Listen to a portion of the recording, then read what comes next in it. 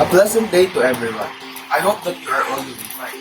By the way, I am Andrew Namalchua, your presenter for the Integrated Theory and Eysenck's Commissioning Theory. My agenda for this video is to discuss the Integrated Theory, and to have an example, I will provide an Elliott's Integrated Theory. And meanwhile, we have the Conditioning Theory, in which we will discuss further later on. And lastly, I will have the Eysenck's Commissioning Theory.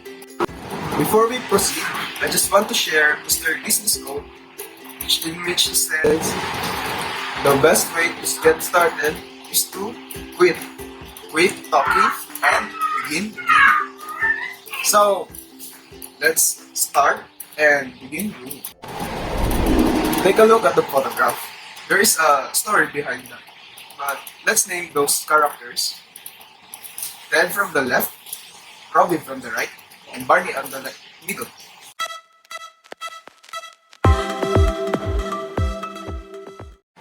What you want to order, guys? Let's order food from McDonald's. It's delicious there. I beg to differ. Jollibee is much tastier than McDonald's. McDonald's is the best place to have food. Unlike Jollibee, full of cockroaches. How dare you?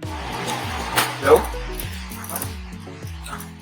Guys, my order is there. And that's the end of the story. I bet you're all wondering what is the relationship of integrated theory to that story. So let's begin defining the integrated theory. Integrated theory is a process where you combine two or more central propositions and ideas into a new single concept. Meaning, pinag-iisa natin yung dalawa or mahigit pa ideas to create a new idea. In relation to our story, Barney, remember, the one who ordered the crab food, is combining the opposing ideas of Mr. Ted and Miss Robin. And another definition of integrated theory is that it attempts to bridge ideological differences to create a new set of concepts. Means, pinagdudugtong natin yung magkakaibang pananaw ng mga theories. For example, we combine the idea of social control and try to attempt to bridge it to the idea of social learning. By this, the integrated theory, older theories of crime is somehow revived or reworked due to the integration to a new or latest concept of crime causation. And in integrated theory, we are accepting that crime is complex and it is multidimensional, meaning there are several factors, not only from a single theory, that is the cause of crime. So there are two types of integration in integrated theory. First is the conceptual integration, and second is the propositional integration. What are the difference? In conceptual integration, we are stating that two or more ideas are stating the same. It means the idea of one is the idea of background. It has the same meaning. Meanwhile, in propositional integration, we are linking two or more ideas into a single unified constructive idea. It means we bridge those ideas to create a new idea. Take note that in conceptual integration, we are stating that two or more ideas are the same meaning. And in propositional integration, we are linking ideas. There are three types under propositional integration, which is the end-to-end, side-by-side, up and down integrations. So in end-to-end, it is sequential in order. It starts from the beginning until the end. The beginning of a theory is fed by a theory, then followed by another theory, then ended by another theory. It is the end-to-end integration. Meanwhile, in side by side, it simply states that the occurrence of a theory, for example, social learning theory, is somehow influenced the social control theory. The existence of social learning theory is the result of the existence of social control theory. That's the side-by-side integration. Meanwhile, in up and down integration, we can produce a more abstract form of theories. So let's have an overview of Elliott's integrated theory.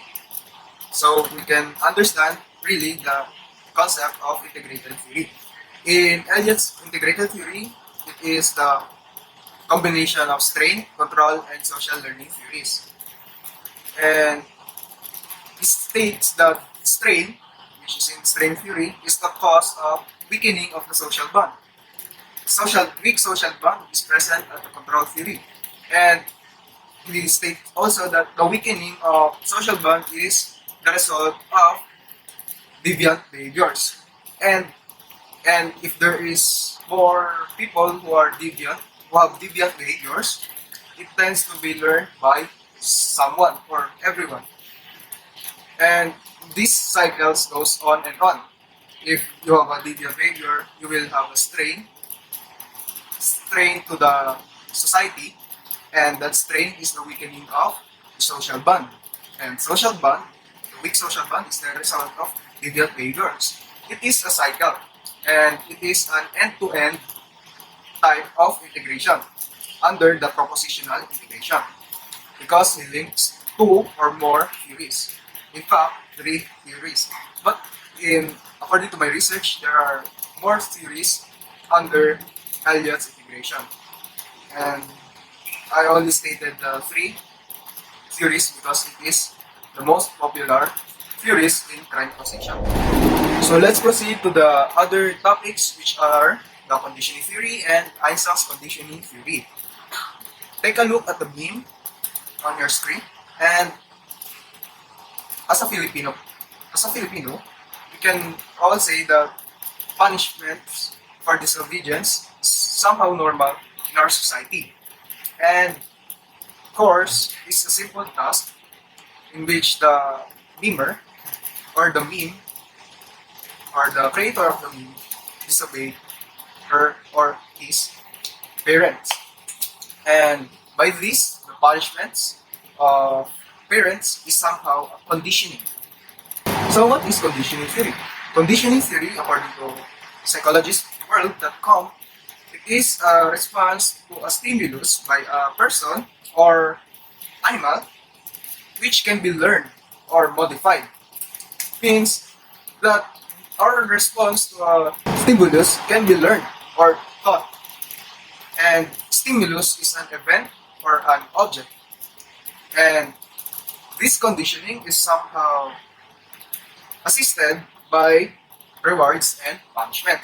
And this theory is pioneered by Mr. Ivan Pavlov, a Russian psychologist.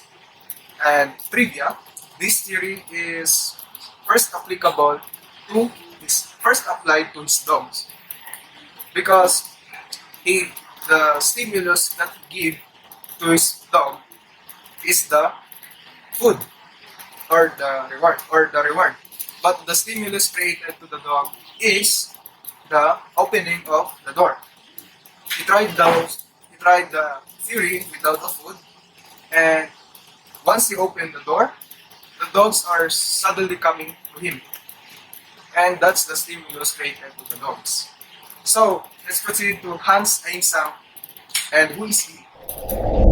Hans Eysenck is a German-born British psychologist in which he proposed 3 dimensions of personality.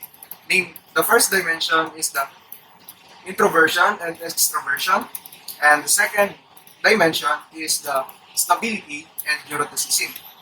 And later on, after he collaborated with his wife, they formulated a third dimension, which is the psychoticism. So, what are those dimensions? Those dimensions can be traced by Eysenck's personality questionnaire.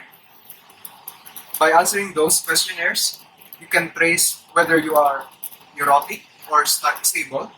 You can be traced extroverted or introverted.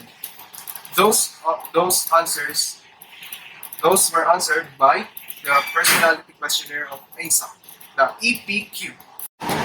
Hans Eysenck is a firm believer that personality is biologically innate to us persons, and external influences are minor factors that can affect or shape the personality of a person. But the biological personality is remaining stable after the effects of external influences. The statistical distribution of this is 75% innate or biological and 25% external factors. Biological factors that stated by Eysenck is under the personality traits under the EPQ and in his three-dimensional structure. The biological factors of criminals are in the PowerPoint. In the first dimension, it is the extroverted. Extroverted people continuously seek stimulation, which made them hard to control. Those are under his dimension. And the second dimension is the neurotic. Criminals instead that have neurotic or they are unpredictable. They are over jumpy and over anxious at times. And in the third dimension, criminals have high psychotism personality, in which having a high psychotism, he defined that those people have high testosterone and unemotional. And there's a myth that having a high testosterone tends to be bum or calvo.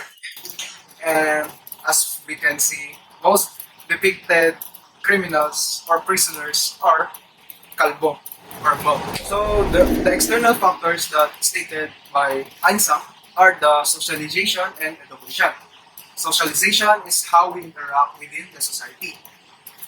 And education is what was taught to us. It's either from the school or by our parents. And note that people with high extroversion and neuroticism are harder to condition because, as I stated earlier, the persons with high extroversion tends to seek stimulation. People with high neuroticism are over anxious. And if we punish people with high extroversion, it's hard because makapal ang mukha nila. That's how extroversion. While neuroticism, if you punish them, they will be over anxious or they will become unproductive somehow. And note that those people with extreme extroversion and neuroticism as well as psychotism are prone to behave antisocially. First of all, I want to gratify everyone for bearing with my poor English skills and my references for making this topic possible. And lastly, to Ms. Alexis Alcantara for giving us opportunity to present these topics on online platforms. And thank you again, and see you all soon after pandemic. Thank you.